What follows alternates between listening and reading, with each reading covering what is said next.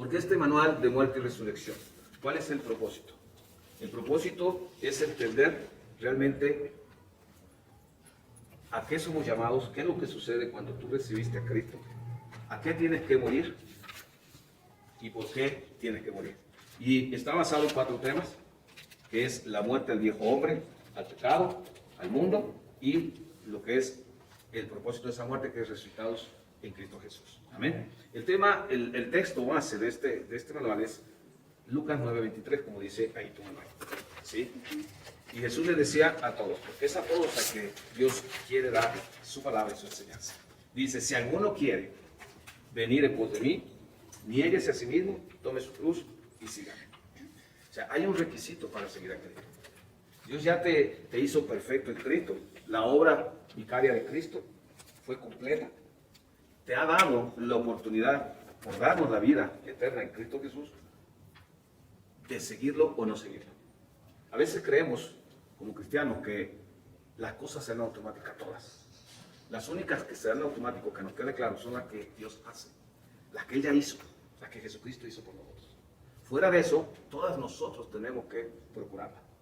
Él hizo la obra de la redención, la salvación, nos dio una posición delante de Dios como hijos de Dios.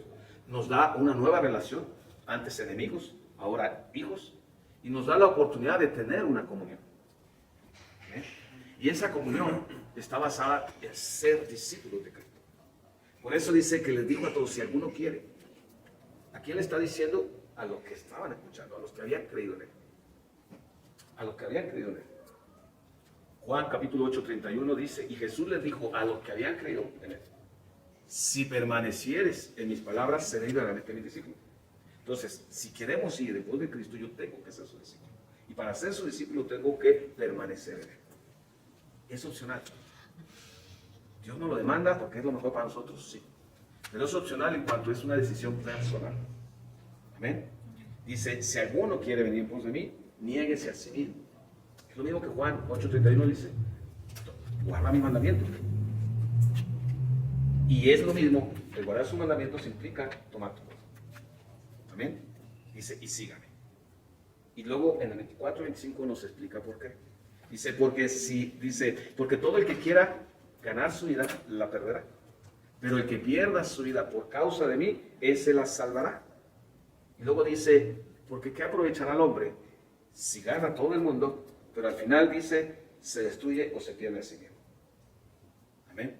Entonces, es necesario entender a qué tenemos que morir, para qué es la cruz.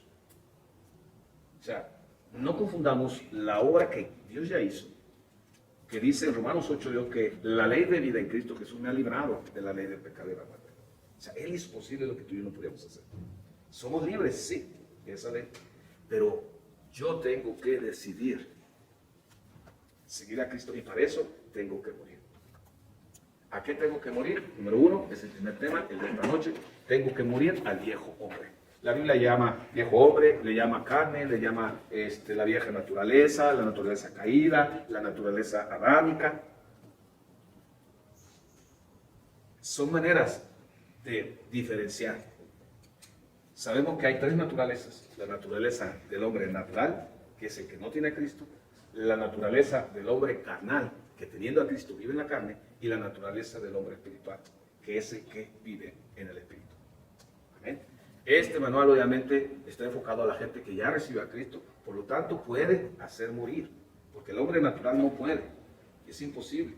Solo podemos hacer, y lo vamos a leer en la Escritura, en el espíritu. Amén.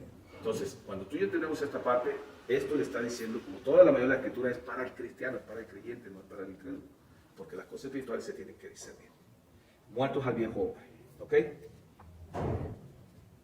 De una manera natural, tú no puedes buscar la vida en la muerte. ¿Se acuerdan la parte donde está Jesucristo, que resucita el primer día de la semana y van las mujeres al sepulcro? Y se le aparecen 2 ángeles y les dice, ¿por qué buscáis entre los muertos al que vive? O sea, yo de una manera natural, yo no puedo buscar la vida en la muerte. Pero, muriendo, entonces sí, puedo vivir la vida eterna. O sea, tú no puedes buscar en la muerte, en la carne, en la vieja naturaleza, en el viejo hombre, la vida eterna. No puedes. Desgraciadamente el cristiano así vive muchas veces, o así vivimos, queriendo vivir la vida eterna de una manera antigua, en esa vieja manera que tenemos de pensar, de ser, y lo cual es imposible. Hoy yo te hago una pregunta: ¿cómo hemos estado el día de hoy buscando? ¿Estoy buscando la muerte o estoy buscando la vida? Romanos 6:23 lo dice: la paga del pecado es muerte, mas la dádiva de Dios es vida eterna. Yo ya tengo la vida, pero yo tengo que vivirla, yo tengo que buscarla. Y para poder buscarla y vivir la vida eterna, tengo que hacer morir a ese viejo hombre. ¿Amén? Y lo primero que tenemos que ver es el cuadro de Cristo cuando Él está entregando su vida. En los 4 evangelios te habla de esa parte donde murió Jesucristo. La escena te la explica. En Mateo, Marcos, Lucas y Juan. Y lo primero que tenemos que ver en este cuadro es que en ese monte de Calvario hay 3 cruces. 3 cruces. Una, que es la del centro donde está Cristo, que es un hombre que está muriendo por el pecado. Por un lado está un hombre que murió en el pecado, y por otro lado está un hombre que murió al pecado. 3 hombres en el mismo hecho, viviendo lo mismo, pero con un fin muy, muy diferente. Jesucristo muriendo por el pecado, porque dice la palabra que Él llevó todos nuestros pecados. Vemos ahí, por ejemplo, a través de los pasajes, te vas a dar cuenta, por ejemplo, el que murió en el pecado, Mateo 27:42, Marcos 15:32, ahí dice la palabra de Dios que estaban junto a Cristo 2 malhechores, 2 ladrones justificados. Y ambos, junto con los judíos, los soldados y todo el pueblo, salvo los seguidores de Cristo, dice que estaban injuriando a Jesucristo. Los 2 malhechores. Pero luego, en el pasaje de Lucas 23, del 39 al 43, ese sí no está ahí por si quieres poner, ve siguiendo tu manual para que veas qué citas están y cuáles no. El primero está en Mateo 27:44, el que es el número 2 ahí, y Marcos 15:32. Y en el número 3, el que murió al pecado, está en Lucas 23:39 43. Tú tienes que acostumbrarte. Lucas 23:39 43. Acostúmbrate a hacer tus apuntes, las citas, porque la tarea principal, el último es, el del número 3, el que murió al pecado, es Lucas 23:39 43. El que murió al pecado, en el pecado, es Marcos 15:32 y Mateo 27:44. Porque la tarea principal de este estudio es estar escudriñando, meditando en todos los pasajes que están aquí escritos, más los que en su momento dado, como estos, yo te los voy a dar. O se recuerda, es la palabra la única que puede hacer algo. Yo simplemente te estoy transmitiendo una enseñanza basada en la palabra, en lo que el Espíritu Santo ha estado hablando y lo que está escrito. Y tú tienes la unción, dice Santiago, que tú tienes la unción del Santo, el cual te va a revelar todas las cosas. Amén. Bien, en esas partes tú tienes los dos pasajes. Por un lado, ves a un grupo total injuriando. Junto a ellos, te decía, los 2 ladrones. Pero ya en el siguiente, en otro de las escrituras de Lucas, vuelve uno de ellos a injuriar a Jesucristo. Pero el otro, algo sucedió en él, porque momentos antes, también lo estaba injuriando, pero después le dice y reprende al otro y dice, lo calla y dice que no está bien lo que tú estás diciendo. Nosotros tenemos por qué estar aquí, pero él es un hombre inocente. ¿Sí? ¿Cómo pudo haber alguien que está en la misma condición de repente pasar y morir al pecado y el otro morir en el pecado? Porque ambos tuvieron las horas que les quedaron de vida ahí sin hacer nada. Ninguna hora, ningún bautizo, ninguna cosa más que hubo algo que fue la fe de uno en el otro. Amén. Y dice la historia que el hombre voltea y le dice: Señor, acuérdate de mí cuando estés en tu reino. Entonces, cuando tú ves ahí en esa muerte de cada uno, estaba sucediendo cosas diferentes. Uno muriendo por el pecado, otro muriendo en sus pecados y el otro siendo salvado, a pesar de sus pecados. Amén. Todo por la fe que puso en el que estaba en él. De esta misma manera, cuando tú pones la fe en lo que la palabra de Dios dice, vas a pasar de muerte a vida. Amén. No nos conformemos con pasar de muerte a vida con la salvación. Ese es el inicio, el principio de todo una vida que Dios ha preparado de antemano para que tú y yo anduviéramos en ellas. ¿Ok? Entonces, ves cómo en ese mismo evento fue la mayor tragedia de la historia, el Dios mismo siendo crucificado por su creación, pero a la vez ves el triunfo más grande de la victoria de Jesucristo. Amén. Por lo tanto, si tú te fijas, la muerte es el único camino para nacer de nuevo. Amén. ¿La muerte de quién? De Cristo. Tú no puedes morir y ya con eso lograr tu vida eterna, no. La vida eterna es por la fe puesta en la obra de Cristo, en esa muerte. Esa muerte es la que produjo la posibilidad de que haya vida y tú y yo nacer de nuevo. Amén. Bien, ¿qué significa crucificar? Bueno, primero tienes que entender el propósito, es morir. La cruz es para morir. Y la muerte es simplemente estar separado de algo. Tú eres, y nunca se te olvide cuando estés leyendo la Biblia o como en este momento escuchando, nunca se te olvide cómo Dios te ha creado. Tú eres espíritu, eres alma y eres cuerpo. Amén. ¿Por qué? Porque si no estás consciente, puedes limitar la palabra de Dios en su revelación y perderte de mucha bendición o aún por no saberlo, puedes tú caer en muchos errores que van a provocar muchas cosas. Muerte separada. Hay muerte natural en el cuerpo humano, que es cuando se separa el alma del cuerpo, que es la que normalmente cuando hay muerte todo el mundo nos viene el pensamiento. Pero hay muerte en el alma y hay muerte en el espíritu. Entonces, entendamos pues que cuando hablamos de muerte es hablar de separar algo y llevarlo a las tres áreas, espíritu, alma y cuerpo. ¿Qué significa crucificar al viejo hombre? Okay. Recuérdate que la naturaleza del hombre siempre va a buscar el camino más fácil, lo que le cueste menos, evitar el sufrir. Por lo tanto, el ser humano, aún con Cristo, siempre va a buscar evitar que crezca, darle la vuelta a la cruz. Por eso, las escrituras, los mensajes, el mismo mensaje de salvación, no es tan popular. A la carne nunca le va a gustar, porque su condición le va a hacer buscar el camino más fácil. Y dentro de eso vas a encontrarte que va a buscar una religión fácil. Por eso es que hay tanto éxito en muchas religiones que salen para darle al hombre lo que quiere escuchar, de acuerdo a la cultura, de acuerdo al nivel socioeconómico, de acuerdo a la condición que él tiene, va a buscar siempre que se acomoda a como yo soy y a lo que a mí me gusta. Y eso no excluye al pueblo de Dios. Aún los hijos de Dios buscamos muchas veces, llámalo textos, escrituras, llámalo iglesias, llámalo predicaciones, llámalo un estilo de vida que se acomode y que me sea más fácil. Y mientras más me evite morir a mí mismo, mejor. Por eso es muy atractivo las predicaciones, las enseñanzas o lo que pudiera ofrecerse en algún lugar, en una enseñanza, una religión cristiana o una doctrina cristiana, donde no demande el tomar tu cruz y negarte a ti mismo. Siempre va a buscar la carne algo que nos haga sentir bien, que no cueste mucho. Por eso hay muchas personas que tristemente están predicando un Cristo que es muy popular. Que es muy popular, ¿por qué? Porque no demanda, porque no exige. Pero cuando hablamos del único Cristo verdadero, nos pide y nos pide todo. Por eso dijo, si alguno no toma su cruz, no se niega a sí mismo, no puede ser mi discípulo.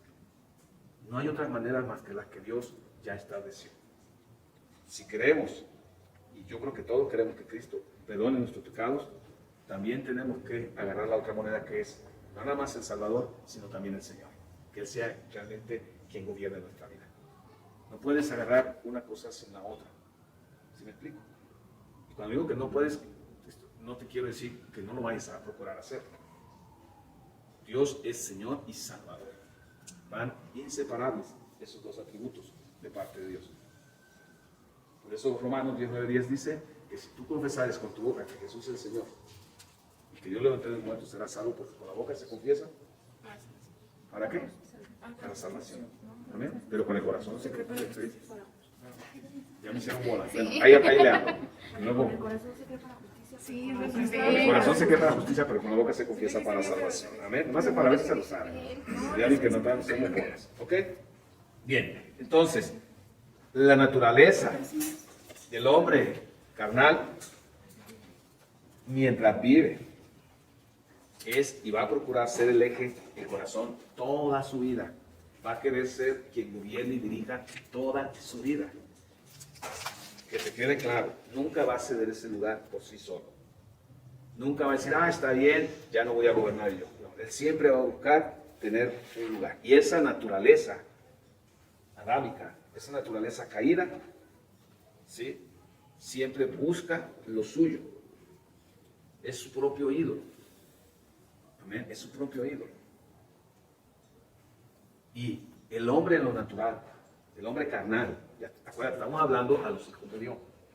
El hombre que todavía, porque todos tenemos carne, hasta que Él veamos su presencia, pero esa carne siempre va a buscar lo suyo y no se va a dar cuenta por sí misma que el peor enemigo es el mismo. Ese es su verdadero enemigo. Tú mismo es tu peor enemigo. Y la única manera, el único camino, ¿sí?, para poder nacer de nuevo es el camino de la resurrección de Cristo. Y a través de Él podemos ser resucitados. ¿Por qué tiene que morir Él? ¿Por qué tiene que morir esa vieja naturaleza? Porque no hay bueno en Él, nada. Nada en Él está bueno. Tienes que entender esto. Si tú no eres consciente de quién eres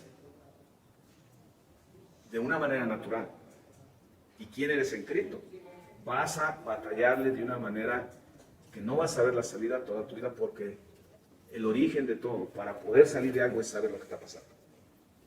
Y el peor enemigo de uno es uno mismo. Si tú crees que hay algo bueno en ti, desde ahí ya estamos dándole lugar a ti mismo. ¿Cómo lo sabemos? ¿Por qué podemos decir con esa seguridad que no hay nada bueno en ti? Génesis capítulo 6, verso 5. Dice la palabra que Dios volteó y Dios se entristeció porque vio tanta maldad en la tierra. Y dice, porque el designio del corazón del hombre es de continuo al mal. O sea, todo designio, todo deseo, todo destino del corazón tuyo y mío es de continuo al mal. No tiene el hombre sin Cristo otra manera más que hacer lo malo.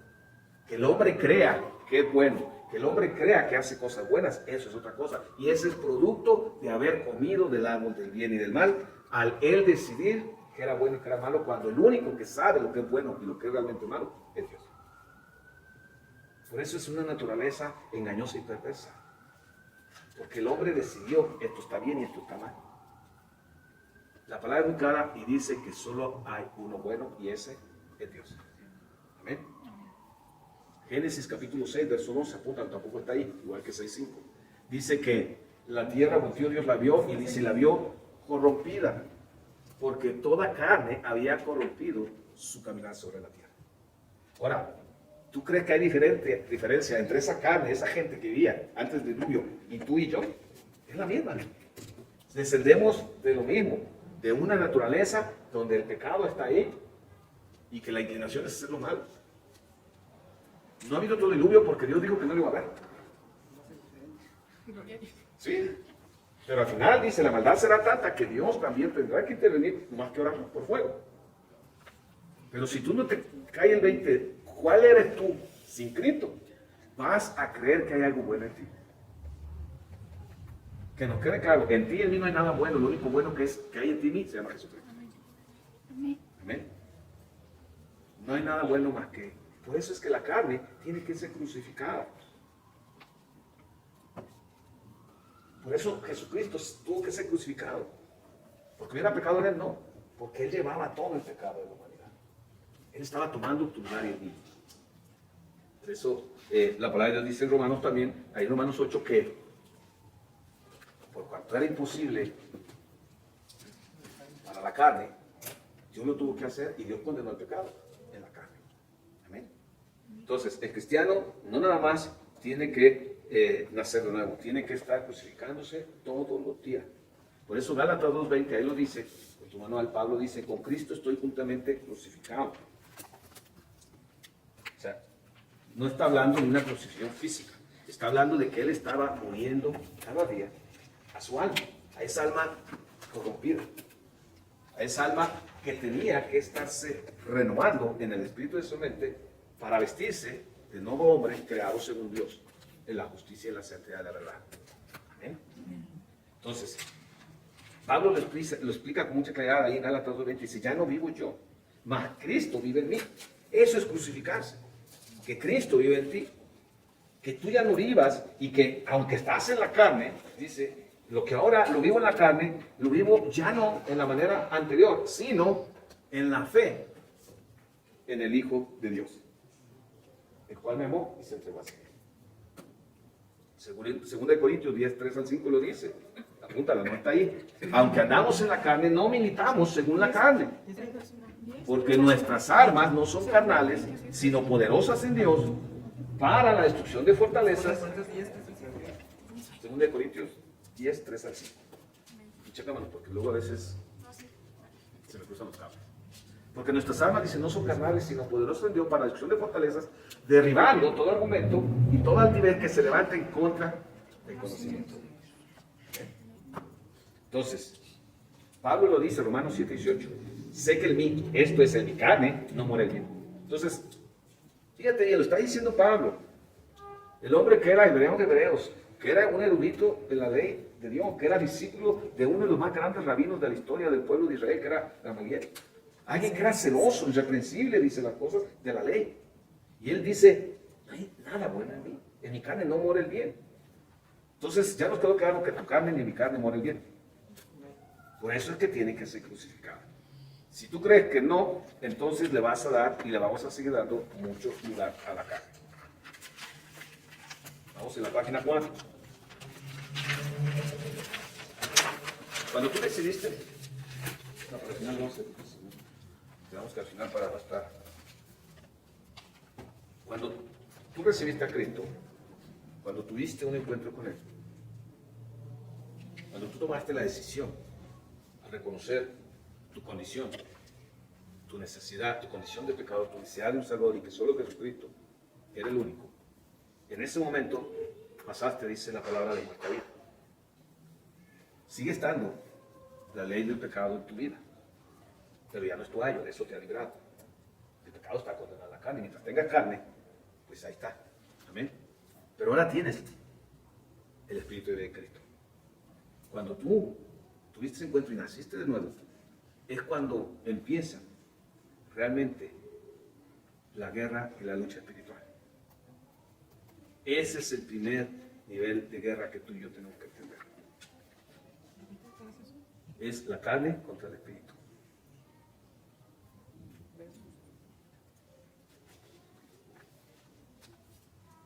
Muchas de las cosas que el mismo corazón que dice que es lo más engañoso y perverso que hay, y aunado con el padre de mentira, todas sus legiones,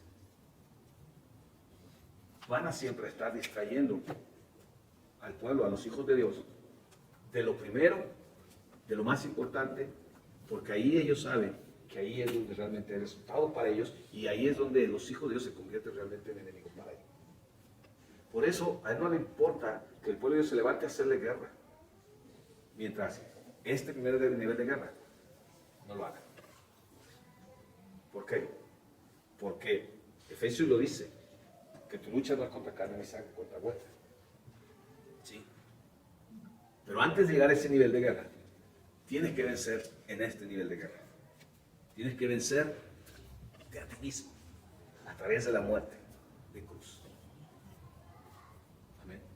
Dime si no es más fácil irte y hacer guerra en el espíritu, irte y ungir aires, irte a zonas y hacer muchos actos proféticos. Y gloria a Dios por ellos, porque somos una iglesia que creemos en ellos. Y cuando Dios nos guía, los ejecutamos. Somos una iglesia que cree y se debe de crear en lugares celestiales, sí. Pero también somos una iglesia que hemos entendido el orden. Amén. Y lo vamos a ver por qué. Porque si tú y yo lo hemos vencido en este nivel, no vamos a poder ir a lo siguiente.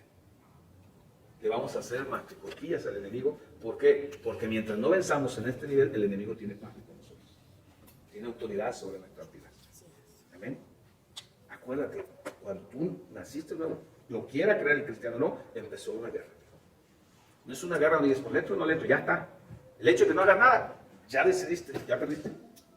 Si no crees, ya perdiste. ¿Por qué? Porque antes no había guerra. Porque tu carne no sabía más que hacer lo malo. Y éramos hijos de la desobediencia. Nuestro padre, ¿quién era? Satanás. Pero ahora nos ha pasado Dios de la luz, de las tinieblas a su luz admirable. Ahora somos enemigos de Satanás, sí. Ahora somos enemigos de nuestra propia carne, sí. ¿Podemos hacer algo? Sí. Antes no. Aunque quisiéramos, porque imagínate carne contra carne. Y es lo que muchas veces está viviendo el cristiano. Queriendo vencer con la carne las obras de la carne. Cuando Romanos lo dice que es en el Espíritu. Amén. Por eso cuando alguien se convierte, viene una crisis para esa persona. A veces el cristiano comparte un evangelio popular. Recibe a Cristo y todos sus problemas se van a acabar. Mira, y le habla de una verdad, promesas, bendiciones, algo que está escrito. Pero no le enseña que va a entrar en una nueva relación con Dios, pero también con el enemigo. Porque ahora sí va a ser su enemigo. Y viene problemas, sí.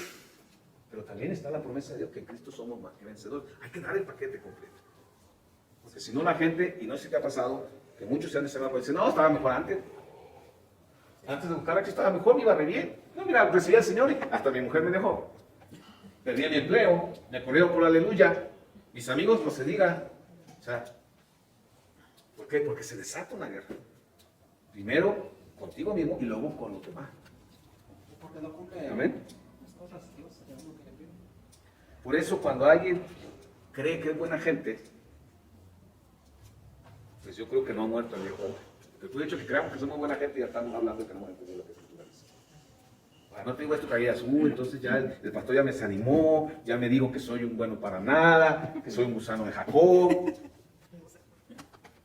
No, déjame decirte que en Cristo tienes todo. Amén. Que eres el hijo de Dios, que eres la hija de Dios. Y eres, por lo tanto, coheredero de todo lo que el Padre tiene. Amén. Pero entendamos y llamemos las cosas por su nombre. Y si todavía tienes dudas, te recomiendo que leas lo que es Romanos 5 al 8. Te vuelvo a repetir, esas son las tareas.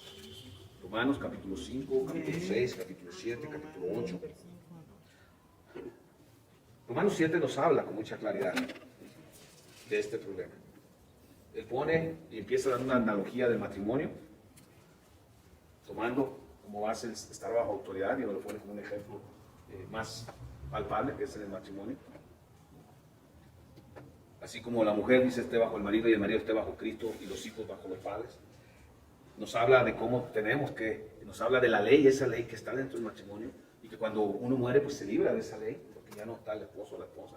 Y nos hace el ejemplo, lo mismo de la ley del pecado, que ahora ya no está como nuestra ayo. Amén. Habla del pecado que mora en nosotros. Analízalo, porque si no ya te va a hacer tu tarea. ¿Ok? Entonces, Pablo lo dice ahí, y el centro de ese pasaje está en Romanos 7:18, donde dice, y sé que en mí no mora el bien. ¿Ok? Entonces, por ti mismo nunca vas a poder crucificar ni vencer al viejo. No lo vas a poder, por mucho esfuerzo. Por eso las cosas no funcionan.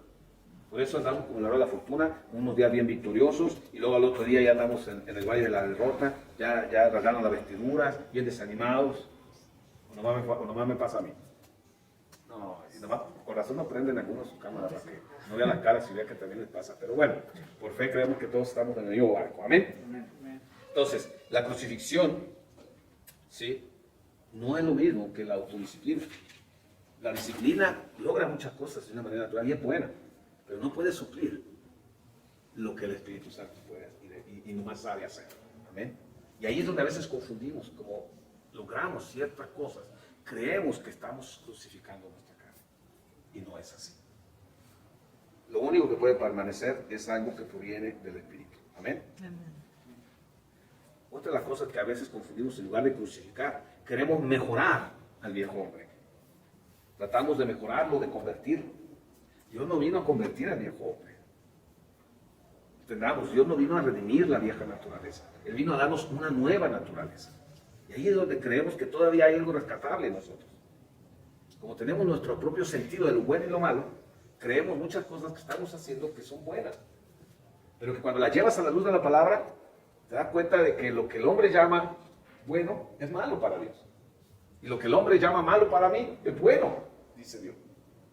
Por eso es locura para el hombre. Imagínate, le digas a alguien, ¿sabes qué? Si quieres ganar tu vida, piérdela. Oye, tienes 100,000 pesos, ¿quieres ganar 1,000,000? Pierde los 100,000. Estás loco. ¿Sí me estoy dando a entender?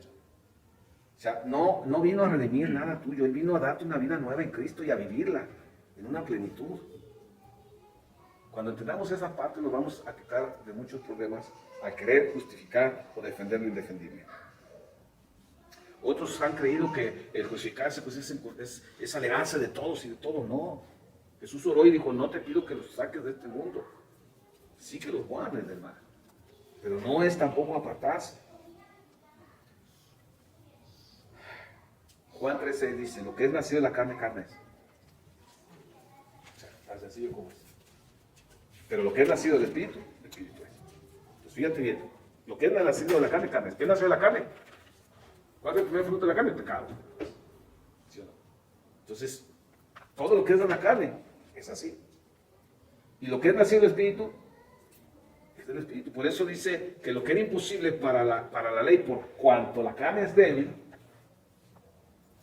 Dios envió a su Hijo en forma de carne de pecado y condenó el pecado en la carne. Romanos 8:3. Amén. Tienes ahí nomás una parte. Ok. Ya te quedó claro, el viejo hombre es totalmente malo. ¿Ok? Esa es la vieja naturaleza.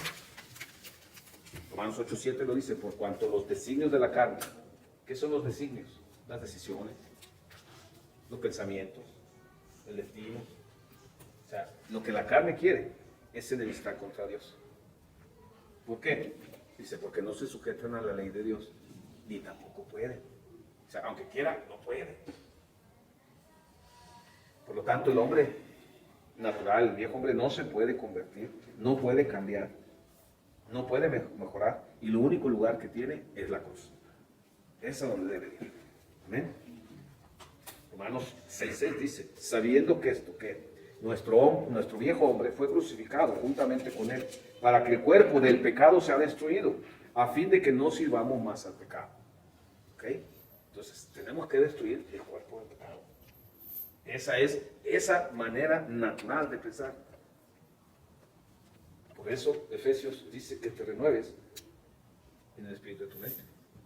También apúntalo, medítalo y aprende. Efesios 4, del 20 al 24.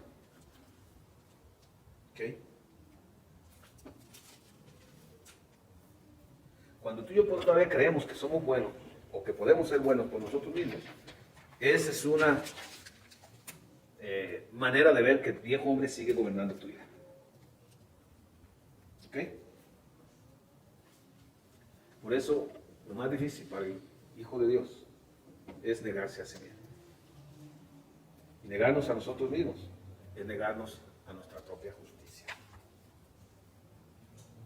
Y vamos a ver lo que es nuestra propia justicia rápidamente. Pues si quieres apuntar en acá. Sabemos que justicia es darle a cada quien lo que merece, lo que le pertenece, lo que le toca. ¿Cierto o no? Sabemos que es un término legal. Ya sea por derecho, ya sea por razón. Sabemos que cuando se hace justicia se determina el castigo o la pena. Y va a variar de acuerdo a las sociedades, de acuerdo a las creencias, de acuerdo a los valores. Lo que en un lado es justo, para el otro lado es injusto. También sabemos que dice la Escritura que justo solo hay uno, que es Dios. Y cuando hablas de propia, pues es algo que te pertenece. Entonces, dado a esto, pues tú puedes determinar que la justicia propia es querer ser tu propia cabeza, es querer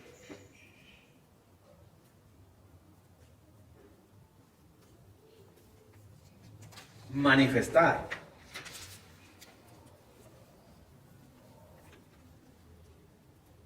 es verse a sí mismo, acabar pronto.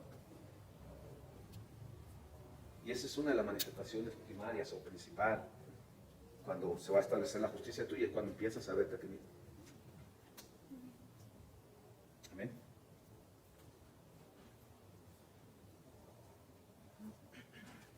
¿Cómo podemos saber si yo me estoy mirando a mí mismo o estoy estableciendo? Mira, cuando tú haces algo, cuando te esfuerzas en algo y piensas que eres merecedor por tu esfuerzo, por lo que hiciste, llámalo que estés esperando un saludo, un elogio, un reconocimiento, un lugar. Estás demandando tu propia justicia. A diferencia de la justicia de Dios que es Cristo, que dice la verdad que se despojó de todo y que si alguien merecía algo era Él y sin embargo Él nunca demandó nada, podemos ver entonces que cuando crees que tu esfuerzo, ya hablando de una manera en lo cristiano, que tu propio esfuerzo va a producir o mereces una mayor unción, un ministerio, un don, o que crees que fuiste elegido por algo que Dios vio en ti, pues ya está estableciendo, o estamos estableciendo nuestra propia justicia. Amén. Y lo más impactante es que cuando establecemos nuestra propia justicia,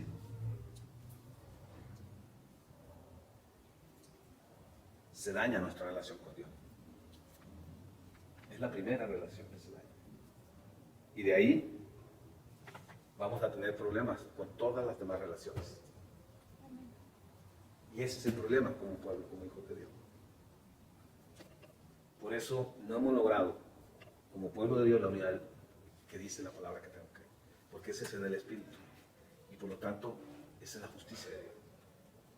Cuando aprendamos y logremos crucificar, negarnos a nosotros mismos, negar nuestra justicia, entonces podremos hacer las cosas, como dice, como para Dios y no para nosotros. Podemos hacer las cosas sin esperar algo a cambio. Porque la estamos haciendo por lo que ya Dios hizo por nosotros, por la justicia de Dios que ya fue en nosotros. Amén. Y cuando tú y yo aplicamos nuestra propia justicia, también estamos anulando la gracia que Dios quiere dar. Amén. Porque la gracia de Dios opera en la justicia de Dios. Y no puede haber dos justicias al mismo tiempo. ¿Estamos de acuerdo? O se establece la justicia de Dios o se establece tu propia justicia.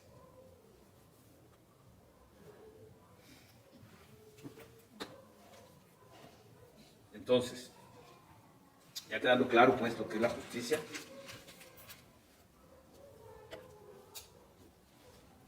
por más que quieras tú conservar lo que tú crees que es lo mejor de ti, Dios te va a pedir que también lo crucifiques. ¿Amén? Eso no quiere decir que todo va a desaparecer. Lo que quiere decir es que ahora las cosas que se hagan a partir de esa crucifixión, de esa negación, serán cosas que produzcan obras, fruto de la fe y de la salvación. Amén. Y esas serán sus recompensas. Esas son las que en el tribunal de Cristo se darán galardones de acuerdo a lo que se haya hecho.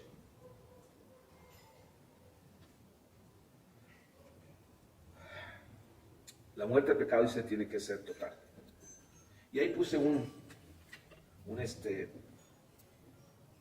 segmento de un libro, de un mensaje de este hombre, Tozer, un escritor que ya murió, que tiene, y un día lo daremos, esa enseñanza o ese seminario de los atributos de Dios. Y él dice esto en un escrito, dice, la vieja cruz y la nueva cruz, y lo explica así, hablando de que hay una vieja y una nueva cruz. En estos tiempos dice, ha entrado una nueva cruz. No quiere decir que haya dos cruces, está poniendo un ejemplo, obviamente. Dice, en este tiempo hay una nueva cruz, casi desapercibida. ¿A quién? Al mundo evangélico. Esta nueva cruz permite que el cristiano viva tranquilamente con su pecado. El propósito de su vida no cambia.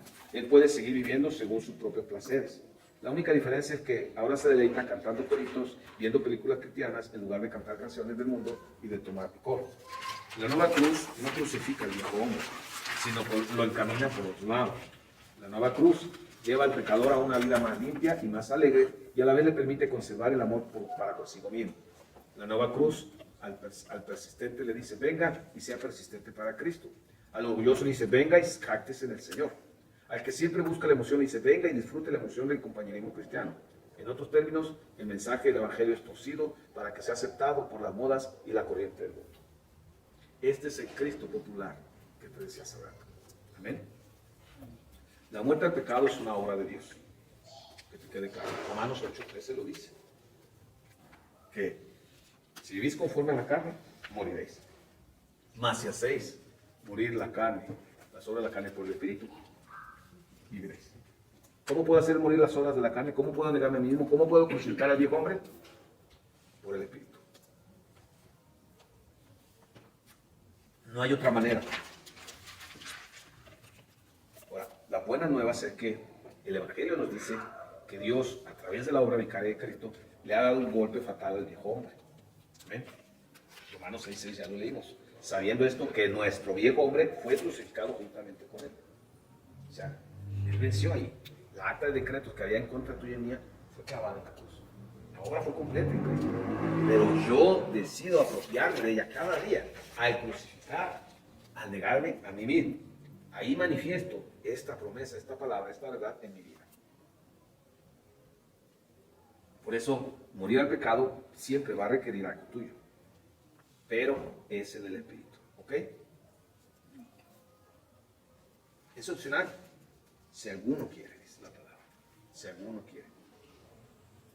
A veces pensamos que el negarnos a unas pequeñas cosas o algunas cosas es suficiente. Mira, el viejo hombre está dispuesto a perder muchas cosas. Siempre y cuando haya algún área que le dejes. Siempre está dispuesto a dejar muchas cosas, a que le nieguen muchas cosas con tal de que lo dejes vivir. Porque mientras tenga vida, tiene esperanza de volver a resurgir. Y si no, yo creo que si somos honestos y analizamos nuestra vida, te das cuenta de que cuando nos permitimos nuevamente ciertas cosas que antes ya no, vuelve a salir ese viejo hombre como si nunca hubiera muerto, como si nunca hubieras batallado, como que si nunca hubieras hecho algo en contra de él. O sea, parece que fue ayer cuando apenas todavía gobernaba. Por eso es que no podemos tener ninguna consideración. Tenemos que ver qué cosas ya le hemos negado y gracias a Dios por esa victoria, pero también qué cosas a lo mejor le estamos dejando todavía tener. Al viejo hombre siempre le va a gustar los apapachos, que le cariños, sí, que le cariños, siempre. Que le tengas compasión, pero realmente tiene que ser tratado como lo que es. Tu enemigo y tu peor enemigo. No puede ser tratado como que tiene que ser tratado duramente. ¿Amén? Estamos hablando acá en el pecado, estamos hablando de las personas. Para que no nos quede claro, porque si no rato no, pues el pastor me dijo que te trate duro porque eres carne y eres pecado. No. ¿Ok? Por eso cuando realmente empezamos a seguir a Cristo, el viejo hombre va a sufrir. Tiene que sufrir. Porque si no está sufriendo, algo no está bien. Algo no estamos haciendo correctamente. Y no es algo de una sola vez, es algo de todos los días. Y van a surgir esas señales donde el viejo hombre quiere tomar otra vez el lugar y tiene que hacerlo morir. 1 Corintios 15:31 lo dice: os aseguro, hermanos, por la gloria que de vosotros tengo en nuestro Señor Jesucristo, que cada día que muero. Pablo cada día que moría.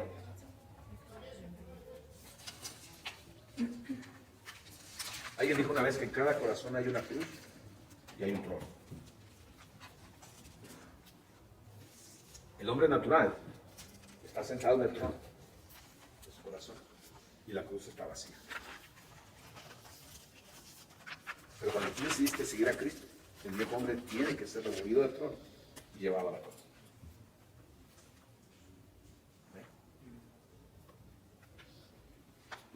Cristo dejó la cruz, resucitó y ahora es el que está sentado en el trono. Entonces cuando tú sigues a Cristo, ahora esos dos lugares están ocupados. El trono está Cristo y en la cruz está el viejo hombre.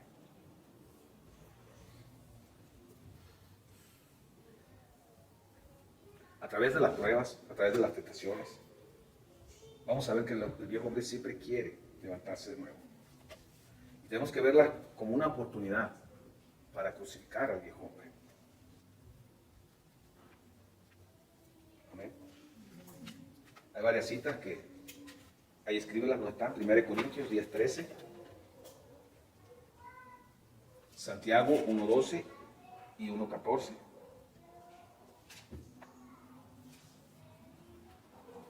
No te las voy a leer, esas tú las lees, pero habla. 1 Corintios te habla de que no ha venido ninguna tentación que no sea humana y que con la tentación Dios nos ha dado la salida. Santiago 1:12 te habla de que bienaventurado el varón, el hombre o la mujer que soporta la tentación. Y Santiago 1:14 dice que cada uno es tentado según su propia concupiscencia. Amén. Por eso digo, las pruebas y las tentaciones son oportunidades para saber cómo estamos, qué hay todavía en nuestro corazón y también la oportunidad para vencer. Porque una prueba te viene, cuando es prueba, y luego en otra ocasión o en otro tema daremos la enseñanza de que una cosa son las pruebas, otras son las consecuencias, otra cosa son los procesos, otra cosa son, o sea, porque a veces mezclamos y Y estamos llevando prueba cuando nada más que la consecuencia de nuestra desobediencia. Amén. O sea, pero cuando hablamos de las pruebas y las tentaciones, entendamos. Porque luego, por no entender la palabra, dice que nadie es tentado más que su propia concupiscencia. Pero luego Satanás lo llama el tentador. Luego decimos, es que me tentó Satanás. ¿Y a quién estamos responsabilizando? Entonces, ¿qué tenemos que entender? Lo que es la tentación. Pero ese versículo dice que nadie diga que es tentado por Dios. ¿Sí? Nadie es tentado por Dios sino su propia concupiscencia. Pero sí existe el tentador. Pero ¿cómo puede lograr el tentador? Bueno, entendamos lo que es la tentación. La tentación es un estímulo, es una instigación, es provocar o inducir al deseo de algo. La tentación siempre te va a llevar a querer pecar y es lo que va a usar Satanás. ¿Sí me explico? ¿Cómo podemos verlo? Mateo 4:3, donde Jesús está, ¿te acuerdas? En el desierto. Y dice, vino el tentador. ¿A quién se refiere? A Satanás. ¿Y tentó a quién? A Jesús. ¿Con qué lo tentó? Con algo que él sabía que era el deseo o el propósito de Dios de la vida de Jesucristo. Recuperar lo que el hombre había perdido. Por eso le dijo, mira, lo tentó con una necesidad primero, natural física. Tenía hambre. Lo tentó con algo natural. No con un pecado, pero sí. Lo tentó cuando lo sube al monte y les enseña los reinos. ¿Sí o no? Y le digo, esto me fue entregado. Te lo voy a dar si me adoras. O sea, sabía que venía a recuperar lo que el hombre había perdido. El gobierno de la tierra. Y lo tentó. Se atrevió a tentarlo con las escrituras. Escrito está que si tú te avientas de este templo, vendrán sus ángeles a ayudarte. O sea, la tentación es producto de la concupiscencia. Satanás siempre va a tentarte cuando hay concupiscencia en nuestro corazón. Por eso Jesús dijo, ahí viene y no tiene nada conmigo. Mira, acompáñame a leer esto en 1 Tesalonicenses 3:5. O sea, ¿qué es lo que hace el tentador? Él provoca. Cuando ve algo en tu corazón, te incita a que eso que hay ya en nuestro corazón sea producto de lo que tú ya deseaste. ¿Sí me explico? Por eso Jesús dijo, este viene y no puede tentarme. ¿Por qué? Porque no hay nada en mí que me pueda tentar. Pero tú y yo sí tenemos muchas cosas. Ya te... Primero, Tesalonicenses 3:5. Primera de Tesalonicenses 3:5.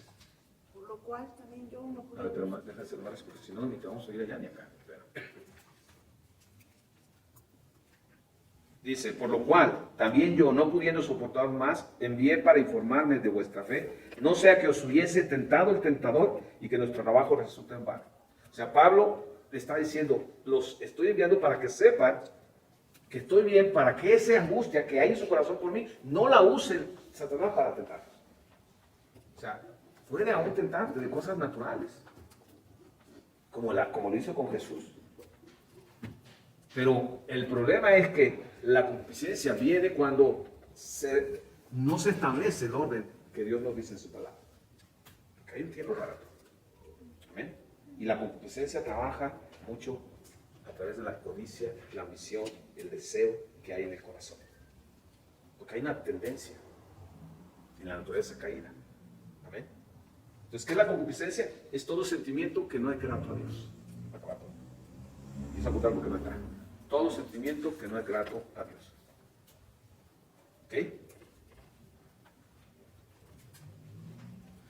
Muchas veces los mandamientos que no queremos obedecer es lo que el enemigo va a usar, el viejo hombre va a usar para tomar un lugar en tu vida. ¿Ok?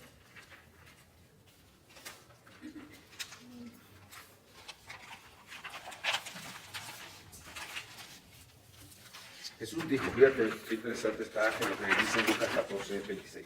Si alguno viene a mí y no aborrece a su padre y madre, mujer, hijos y hermanos y hermanas, y aún también su propia vida, no puede ser mi discípulo. Se lo dijo después de, si alguno quiere venir después de mí.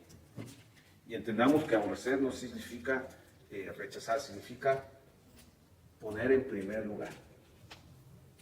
Parafraseado diría, si alguno pone en primer lugar su padre, su madre, mujer, hijos, hermanos, hermanas y aún su propia vida, no puede ser discípulo. Aquí tienes otro requisito para ser discípulo. Ya vimos que negarnos, tomar nuestra cruz. Juan 81 ya dijo que guarda su mandamiento. Y aquí te está diciendo que para ser su discípulo, él tiene que ser primero. De todos y en todo. Y fíjate que al último deja en el orden lo que más nos cuenta. Aún dice el que no aborrece su propia vida, no puede ser mi discípulo.